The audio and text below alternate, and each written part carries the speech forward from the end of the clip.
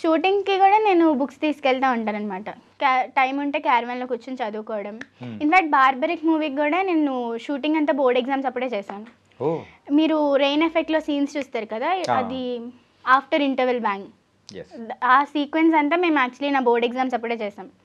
Morning board exam రాసేదాన్ని, తర్వాత centre నుంచి direct షూటింగ్కి వెళ్ళేదాన్ని, నైట్ అంతా షూటింగ్ చేసేవాళ్ళం, నెక్స్ట్ డే మార్నింగ్ మళ్ళీ బోర్డ్ ఎగ్జామ్కి వెళ్ళేదాన్ని. ఆ రోజు నీకు లక్ ఏంటంటే షూటింగ్ అంతా నైట్ టైం ఉండింది కాబట్టి నీకు మార్నింగ్ టైంలో ఎగ్జామ్ రాసుకోవడానికి ఫ్రీగా ఉంది. కానీ నిద్ర వచ్చేసేది, ఇక్కడ ఎగ్జామ్ హాల్లో నిద్ర వచ్చేది, బట్ మేనేజ్ చేస్తూ రాశాను.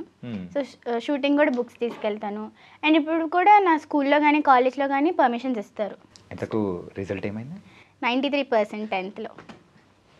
ఎవరు నీ ముందు వెనకలు కూర్చున్న వాళ్ళు ఎవరో చెప్పు. No I dent copy 93%. 93% వచ్చింది 10th. ఇంటర్ ఫస్ట్ ఇయర్ ఏమో 472 500కి. అన్నిట్లో 99 వచ్చింది. సివిక్స్లో 78 వచ్చింది.